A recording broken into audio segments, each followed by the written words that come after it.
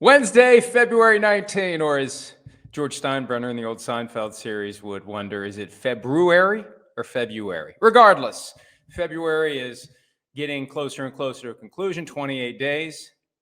This year, next week, Scouting Combine, we're heading there after the show on Monday for shows Tuesday, Thursday, Wednesday, Friday, Sunday, Saturday. No, just Tuesday, Wednesday, Thursday, Friday. From Indianapolis, interviews with GMs, coaches, prospects, etc. We do it every year. We get a lot of good content. And we learn a lot of things that help us better understand the incoming class, like last year when we learned that all the SEC defensive players, when we asked them, who's the toughest opponent you faced, they said Jaden Daniels without hesitation. So we had an idea. Not that he was some sort of draft sleeper. He was the second overall pick, and in the other year would have been the first overall pick. But that's when it was kind of like, All right, let's get to it. Got 5 topics for today, and here we go. The news that emerged yesterday, it took a while for the rulings to come. The hearings had happened a couple of weeks ago. Both Texans running back Joe Mixon and Texans defensive end Will Anderson Jr. exonerated by the league. $25,000 fines for criticizing officials rescinded. Now, sometimes you hear rescinded and it's like, well, maybe the league changed its mind. No, they won their appeals. Rescinded doesn't mean the league just decided to give them a break or they've learned their lesson. It means the league lost. There are so many occasions where we just assume the NFL is judge, jury, and executioner. We don't always appreciate the moments where the league proposes a punishment and the appeal process agreed to by the players and the owners through the collective bargaining agreement activates and the players win, which means the NFL loses. The NFL doesn't like to lose, but the NFL lost. And look, there was a time when, and I know this from past communications with league spokespeople, you would see fines handed down to coaches, GMs, owners for criticizing officials. But for the players, it really took a lot, even though the standard is broad enough. It used to be it had to be ridiculously over the top or calling into question the integrity of the officials, like they're on the take, like they're a bunch of Tim Donahues or something like that. For Mixon and Anderson, they really were aggressive. And obviously, they failed. Both fines were overturned. Mixon, and remember, this all started because TJ Houshmandzadeh, the former Bengals receiver, tweeted that in the aftermath of the divisional round game between the Chiefs and the Texans, the refs are trash and biased. And there was an article on SI.com regarding comments Mixon actually made after the game, including a reference to Houshmandzadeh's tweet. And somebody at 345 Park Avenue didn't notice that the trash and bias comment wasn't made by Mixon because the first fine letter referred to the thing that Houshmandzadeh said, which is just ridiculous, really. But what they did was when they realized their mistake, because we pointed it out for all the world to see, they just came up with a new fine letter, didn't even mention the other one, and they told Mixon he was fined for what he actually said in the locker room after the game, which is everyone knows how it's playing, boy, my handwriting sucks. Everyone knows how it is playing up here. You can never leave it in the ref's hands. I really need to go back and do like remedial penmanship. I mean, if you don't believe me, look, this is bad. That's bad. So I should just do notes on my phone. That's the problem. We all thumb things out and type things out nowadays. Nobody can write anymore, me included. So that's what Mixon said. Everybody knows how it is playing up here. You can never leave it in the ref's hands. Will Anderson Jr. said, we knew it was going to be us against the refs going into the game. So both were fined and both won. Good. That's the way it should be. Especially when there's a history of only going after players when it is truly egregious. Remember, that's the standard that applies to Tom Brady. Raiders, minority owner, majority influence. He had something to say after, I think it was, or during Lions-Packers game. Lions player ejected. Tom had something to say. And I was like, is he crossing the line here? Because that's one of the Brady rules because he's an owner. And now he's a broadcaster. If he said the stuff Troy Aikman said, he'd be in a little trouble. And the league said that for Tom, it has to be egregious. Well, these clearly aren't egregious. So it's good that justice prevailed. But there's a deeper issue here that we've caught wind of. Why is the league obsessed with players criticizing the officials? Now, at one level, you look at it and you say, they've just had enough of this whole, the fix is in for the Chiefs, and this is their way to push back. It ultimately brought more attention to it, right? You've got a situation where folks, and these are reasonable minds, reasonable people, watching the games and coming away with the conclusion, even though it's substantively incorrect, that the league is trying to help the Chiefs. So by smacking down two of the guys who complained about calls that were made for the Chiefs from that playoff game, you just bring more attention to it. So I don't think it's about that based upon what I've heard. At least one, if not both, of the appeal hearings, a comment was made about why the NFL is trying to protect the officials from criticism. And it's not that they're trying to insulate their own officials from quotes, tweets, whatever, that criticize their work, that call into question whether or not their eyesight is properly functional. And every once in a while, you'll have Jerry Jones make a comment about half-blind or fully blind officials. Remember, there was one Halloween where his costume was an NFL officiating getup with dark glasses and a cane. The concern is, and there are parallels here. Remember 10, 12, 13 years ago, when the NFL, number one, had its concussion epiphany and everybody became aware of the long-term effects of repetitive brain trauma, concussions, or even what they call subconcussive trauma, where you don't have a concussion, but you're still getting hit in the head. You couple that with the class action lawsuit that was filed on behalf of thousands of former players. We went through a period of time where there was a real question as to whether or not parents were going to let their kids play football. It got so bad that I remember Jay Glazer explaining somewhere that in his work at a mixed martial arts gym in Southern California, a mother showed up with her son and said, I'd like to get him into mixed martial arts because it's safer than football. That's how bad it was. So there was a real concern. And I think to some level, there still is a concern that you're going to choke off the supply of future NFL players. And Roger Goodell was asked about it July of 22, I believe, in deposition testimony that he gave in connection with this effort to foist a significant portion of the settlement in the concussion class action onto their insurance companies. And it was a big fight because insurance companies never want to pay. They'll take the money in. They don't want to put the money. And I'm sorry, any insurance executives out there, adjusters, claims reps, salespeople, your commodity is money. You want to take the money in and you don't want to pay the money out. So that's what the league had been, and I think still is fighting with its insurance companies about.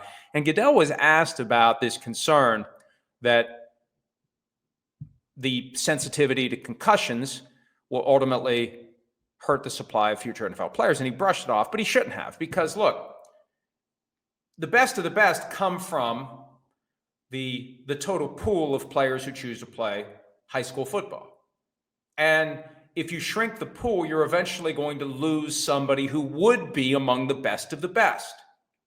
Let's just use Patrick Mahomes as the example.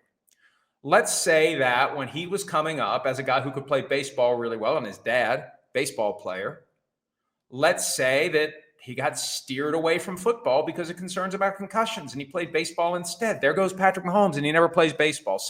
Or football, excuse me.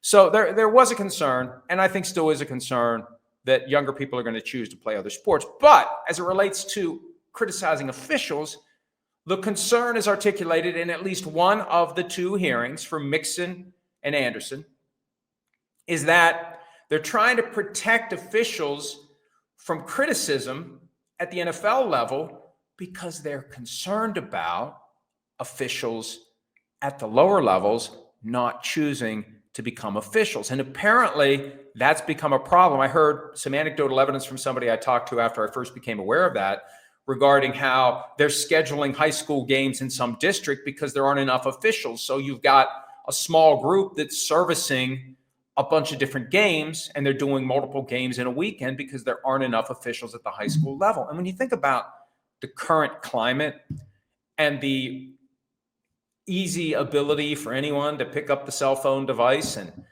go on the cesspool known as X now and say official Smith is a fart face or whatever, there's a level of criticism, real-time instantaneous criticism, that wasn't there before. So if you've got people who otherwise would be inclined to embark on a hobby of officiating football games at the lower levels, and then the best of the best would ultimately work their way up the ladder, if you start choking off that supply, what happens? You're going to run out of officials, competent officials. And already the officials they have, some would say, aren't all that competent, which brings us back to dough. And the real issue for the NFL is dough, D-O-U-G-H.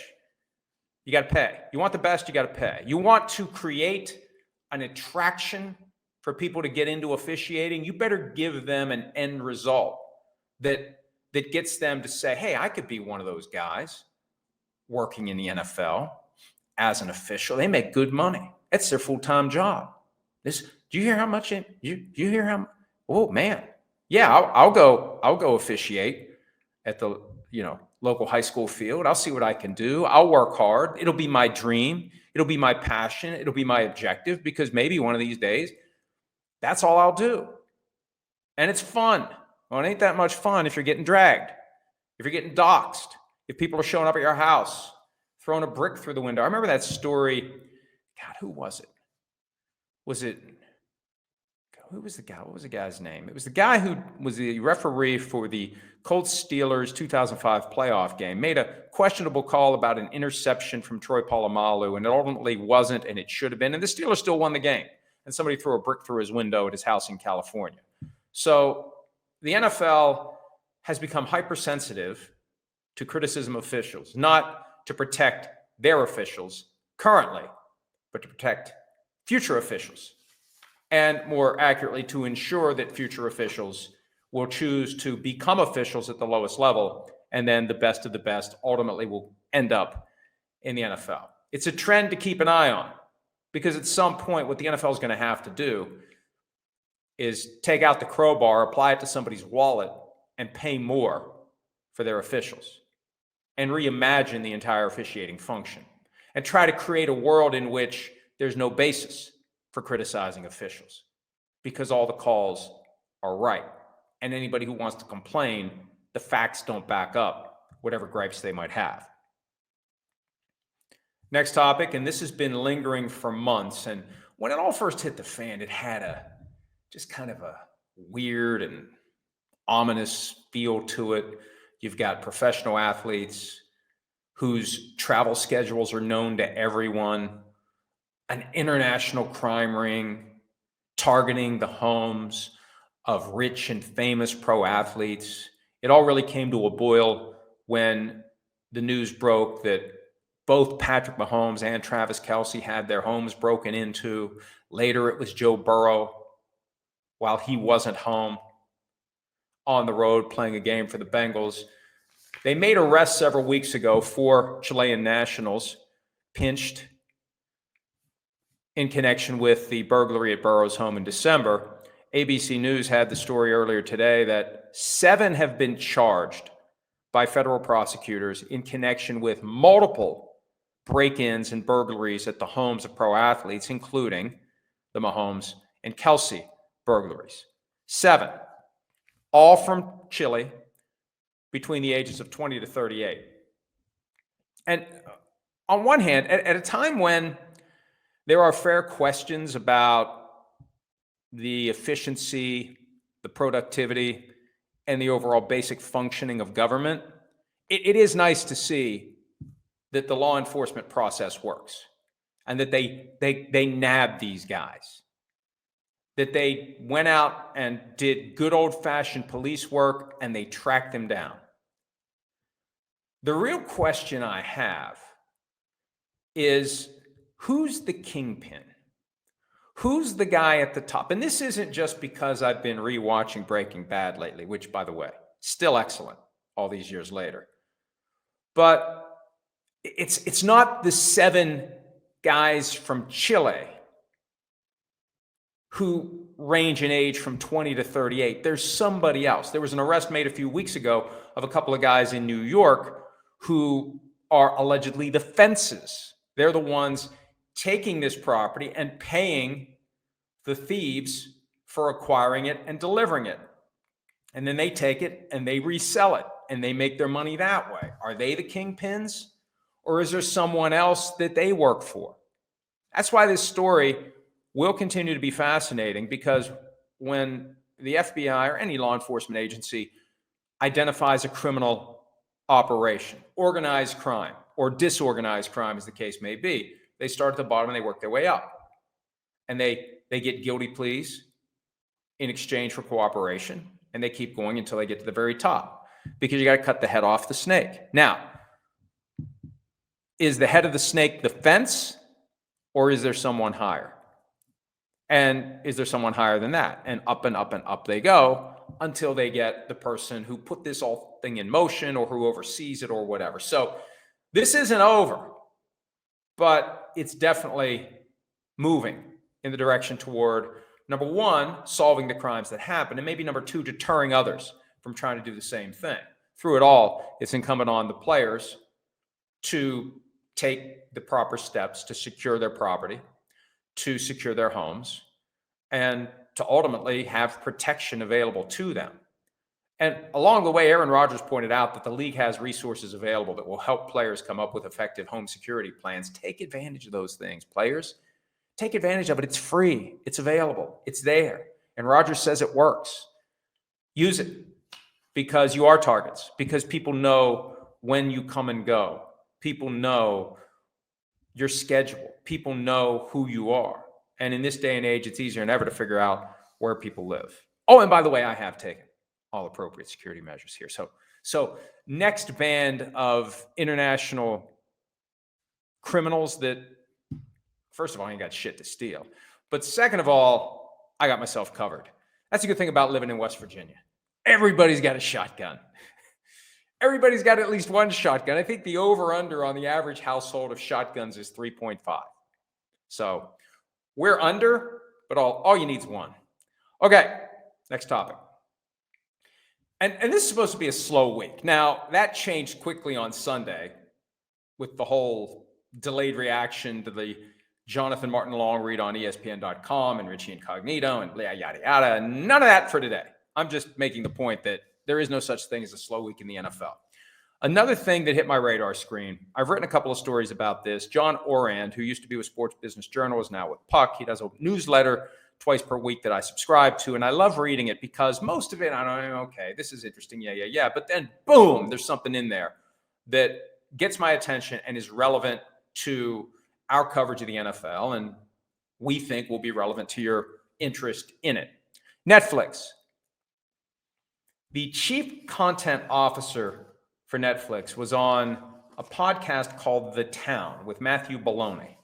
I hope I'm pronouncing that correctly. I'm always sensitive to the proper pronunciation of Italian names because mine gets butchered from time to time, but it's Belloni, Belloni, Gorlami, regardless. And I can poke fun because I'm 99.8% Italian. Anyway, Bella Bajaria, the chief content officer of Netflix, was on the Town podcast. And look, pro tip to anyone out there that might ever be interviewed in a podcast format or any other, when it's time for the speed round at the end, say I'm out of time, because that's when you potentially get yourself in trouble, because that's when, in this process of rapid fire questioning, the truth accidentally flies out of your mouth. So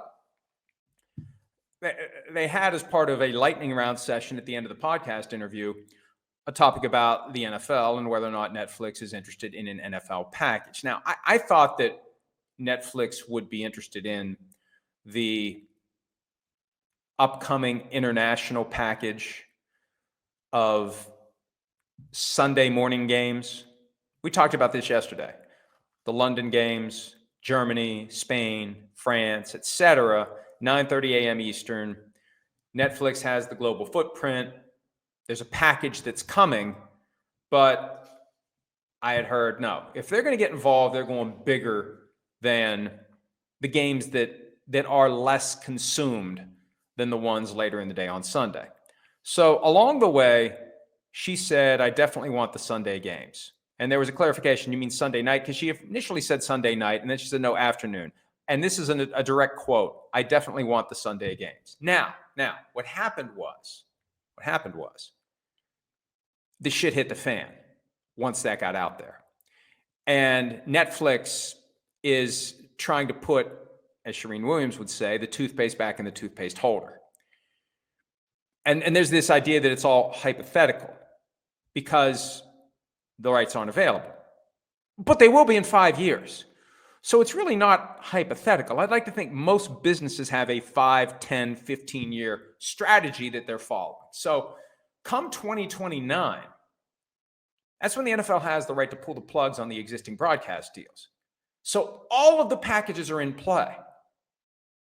Now, I've been thinking about what Netflix wants. And sparked by an email I got from a reader today. And this is why I read all the emails. I may not respond to all of them, but I read all of the emails that come in because it reminded me of something I'd heard years ago. And it also helped me connect the dots back to a separate problem, legal problem the NFL still very much has as it relates to Sunday Ticket. And, the whole Sunday Ticket antitrust litigation, the massive verdict that the judge wiped out with the stroke of a pen, it's still pending on appeal. Regardless of what happens with that case, the fundamental antitrust violation still exists. The idea, and this is a quick refresher because it's important to this, the idea that the NFL specifically wants the out-of-market package, which is marketed as, hey, the ability of Steelers fans who live in Topeka to watch Steelers games, you get Sunday Ticket. Well, that's fine, but you can't just buy the Steelers games. You got to pay this exorbitant price for the whole package. And what was clear in the Sunday Ticket antitrust trial last summer, and what I think ultimately resulted in the NFL losing on the issue of liability. They won on damages. They lost on liability. The idea that the NFL is trying to strike a balance here between protecting its Sunday afternoon broadcast partners, CBS and Fox, but also grabbing as much cash as possible from the out-of-market package that previously was owned by DirecTV and now is held by YouTube. So, you know how you solve that problem? You sell everything to Netflix for Sunday afternoon. Just sell the whole damn thing. And then Netflix, we've assumed either or. Between CBS and Fox, which one's going to get bumped out by this massive offer that one of the other two can't match from Netflix? No. And this might explain why they're so sensitive about it. Buy it all. Buy the whole Sunday afternoon package. All games played at 1 o'clock Eastern, 4:05 Eastern, 4:25 Eastern. And then here's what you do. And this is the thing that I heard several years ago about where the puck may be going. At some point, you're going to have one of these tech companies buy up a broad set of rights and then resell them to different networks. So here's what Netflix could do. Buy the entire Sunday afternoon package from the NFL, everything, and then turn around and basically sublet to CBS and Fox the broadcast rights. Because the NFL will still want games to be available on your local CBS and Fox affiliate. Now, it might not be CBS and Fox. See, that's the next game that plays out. Netflix buys it all and then says to all the broadcast networks, we're open for business. Who wants the AFC package? Who wants the NFC package? Maybe they break it up between 1 o'clock and 4:25. Maybe CBS has 1 o'clock games. ABC has 1 o'clock games. Fox has a 4:25 window. NBC has a 4:25 window. Maybe that's what happens. But Netflix gets everything for a ridiculously high price. And the NFL is then out of the business of carving up the broadcast rights. They're just dealing with Netflix. Oh, and by the way, Netflix also holds the Sunday ticket rights. So then Netflix, in addition to carving up the broadcast rights in all the various markets, Steelers games in Pittsburgh, Bengals games in Cincinnati, and also the rest of what we're used to seeing, the free games that we're used to. Typically 3 in each market. 2 at 1 o'clock, 1 at 4:25. That's how it usually goes, although there are rules that apply when the local team's playing at home. In some markets, you only get 2 a day, or you get a 4:05 and a 4:25 when you can't have 2 1 o'clock games, but usually it's 3. So everybody gets their 3 free ones. If you want the rest, you gotta have Sunday ticket exclusively available on Netflix. Here's how this solves the antitrust problem. You're no longer, if you're the NFL, trying to make sure that you jack up the price so high that people will say, I'll just watch the free games on CBS and Fox, even though I'd rather watch a game that isn't available in my viewing area on free TV. It's too expensive to get Sunday ticket. It's a little bit too much. So now look, you'll still have a dance between Netflix and the broadcast networks over how easy it will be for people to watch all the games. But look, once Netflix has all the rights, and once Netflix approaches all the broadcast networks, the 3-letter networks, ABC, CBS, NBC, and Fox, and says, we got packages to sell, maybe that gets the networks to pipe down about this concern. And it was all over the transcript of the trial. I bought that damn thing and I read that damn thing during slow time last summer. And it was clear that CBS and Fox hate Sunday ticket because people buy Sunday ticket and watch Sunday ticket and they don't turn on their local CBS or Fox affiliate to watch the game that is available in their area. So bottom line, and I have no idea whether this is true. This is just part of what we try to bring to you. We try to connect dots and we try to help you understand what might be going on behind the curtain. They'd like to say, pay no attention to that man behind the curtain. And that's kind of what Netflix, I think, is trying to do here. And I thought it was as simple as, hey, look, other networks get upset when someone publicly says, I'm coming to try to take something you own. I trust my gut because it's right most of the time, except when it isn't. I just got a weird feeling that Netflix is thinking of a bigger play here that would revolutionize the way that the NFL sells Sunday afternoon broadcast rights. A tech company like Netflix buys them all, resells to broadcast networks, maybe as granular as market by market. And then if you want all of them, you got to have Netflix. Sunday ticket available on Netflix. They can price it at that point however they want. So, something to keep an eye on. Because I just have a feeling, based upon the way Netflix has reacted to it, as I've heard, sources close to me tell me, Netflix backpedaling like Deion Sanders in his prime. I feel like this is more than just trying to not piss off CBS and Fox about what might be coming 5 years from now. And frankly, if I'm CBS and Fox, I'm happy about it because now I know. Now I know what I got to plan for. Now I know who the competition is. And I think that's part of the reason, too, why Netflix is not thrilled with how that lightning round went, because Netflix has typically kept its cards very close to the vest about its plans. You don't, and this probably comes from The Art of War, right? I could see the quote, basically you don't let your enemy know what you're going to do until it's time for you to do it. A couple of enemies, from football, one from track and field. I tried to come up with a good segue. It sucked, but that's okay. We just keep plowing forward. Noah Lyles and Tyreek Hill are going to race. That was announced a couple of weeks ago. We don't know when. We don't know where. We don't even know the distance that the race will cover. But they're going to race. And Noah Lyles recently told NBC News that he's doing it because he wants to make track relevant beyond the Olympics. And this goes back to one of my age-old opinions, takes, if you will. The Olympics is a 2-week window in which People care about sports that for the other 3 years and 50 weeks, they do not give one shit about.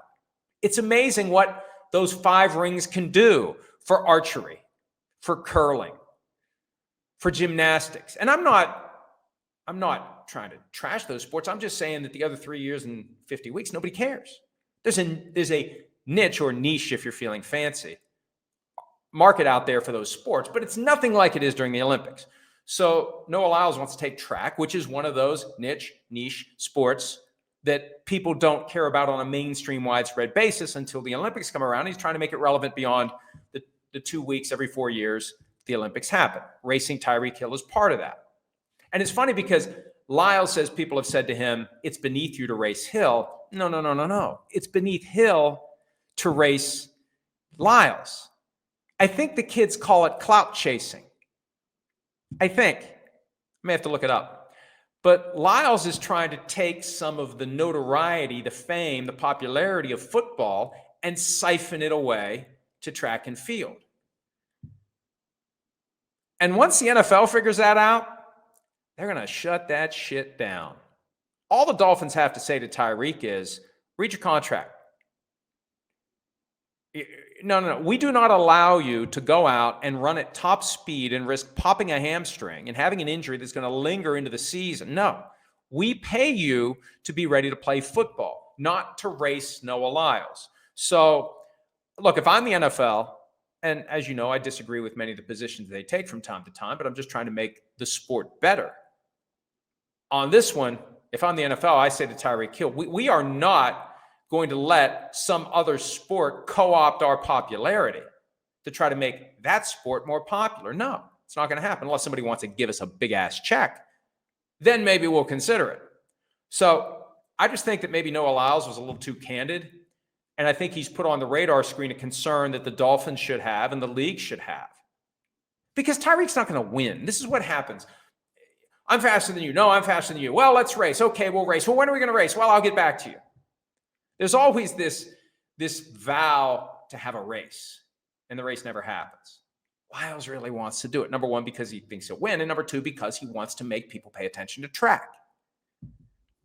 The Dolphins and the NFL need to tell Tyreek Hill, just stick to the horse that brung you.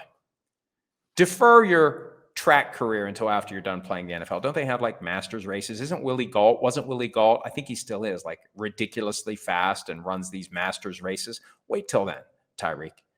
That's what the NFL should say. Last one. It became clear last week that the Jets are moving on from Aaron Rodgers. We know that.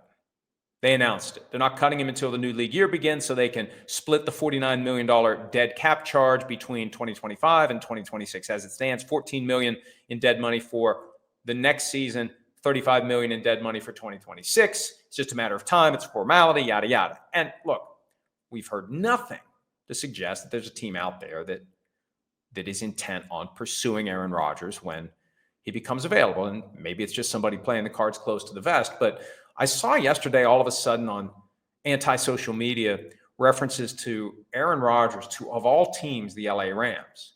And I tracked it back to its origin. Adam Schefter on his podcast said that and look, there's a couple of ifs you have to go through, but they're not implausible. If the Rams and Matthew Stafford, between whom there is a weird vibe right now, and there's been a weird vibe between those two for a couple of years now. Remember, the word was 2 years ago that they were hoping that Rodgers to the Jets would fall through, so the Jets would come calling for Stafford. There was some $59 million guarantee that was due to vest, and they were just hoping to sidestep it all by trading Matthew Stafford to the Jets.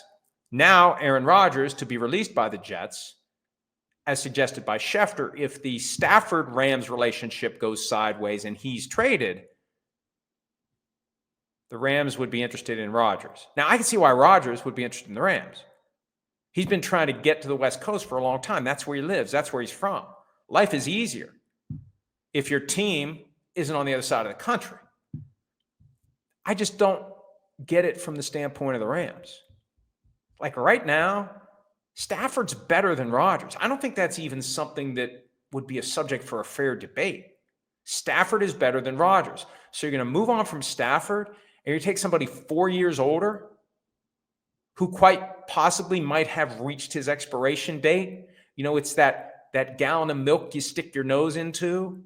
It's a couple of days after what they stamped on the plastic, and you're willing to play Russian roulette with the possibility of vomiting all over someone's suede vest. I just don't get it. I don't get why the Rams would do it. I can understand why the Rams would move on from Stafford to get somebody younger, but I don't know why the Rams would move on from Stafford to get Rodgers. And if Rodgers is the best they got, like if I'm Stafford, I'm saying that's it. If it's either Rodgers or Jimmy Garoppolo or Stetson Bennett, F you, pay me. And that may be the deeper issue here. And I never know how diabolical any of these leaks or ideas are. A lot of times we will hear things from sources who tell us, if you use that, present it as your own idea. It's entirely possible the Rams are interested in Rodgers and that it was couched as present this as your own idea, and that they're trying to put that out there to get Stafford to think, hey, we have a plan B ready to go. You better take whatever we offer you. We're going to go with Aaron Rodgers. If I'm Stafford, I look at it and I say, fine, I'll call your bluff. Sign somebody 4 years older than me. Sign somebody who's unable to take his team to the playoffs right now. He wasn't able to take the Jets to the playoffs. And I don't know that Stafford would have taken the Jets, but he took the Rams. They got to the final 8. They gave the Eagles the stiffest competition they got in the entire postseason, all 4 games. Rams had a chance to win it. It's just something to watch because I don't know where the destination for Rodgers is. Where is it? The Steelers make the most sense from the standpoint of need and what Rodgers should want to finish his career with a contender, not a dysfunctional team. Like, why go to the Raiders when the Raiders are clearly and distantly 4th in the AFC West? Why do that? You have another 5-12 season to cap your career? You want to go somewhere where you're going to get to the playoffs, even if you can't, and who knows, it's impossible to engineer a path to the Super Bowl, but with the Rams, maybe you do. Maybe you put together a great final run and you get to be in LA. You go from New York, where you had the best 2 years of your life, supposedly, which I don't know what the factors are in that formula, but Rodgers said that it was the best 2 years of his life. Okay, I guess winning football games wasn't a priority, but now you can go to LA and have the best year of your life. You're local, nearby, never mind the 13% state income tax, playing for a team that made it to the final 8, take them over the top, win a Super Bowl, and walk away. I could see why Rodgers would want to do it. I don't get why the Rams would want to do it. And if they have no better options, stick with Stafford. All right, it's a good point to stop. 3 for 3 so far this week. PFT Live dark until Monday. PFT PM up and running as the replacement, the supplement, whatever we want to call it.